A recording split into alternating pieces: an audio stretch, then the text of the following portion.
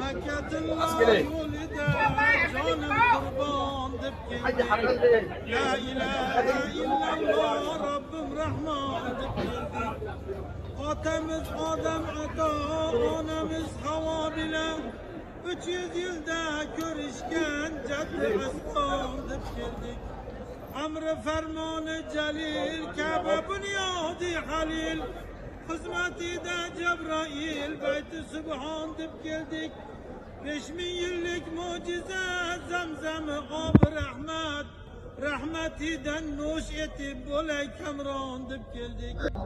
Ka'bani atrofida parvonadek charxurib, Hajar aswad o'pib bo'lay giryon deb keldik.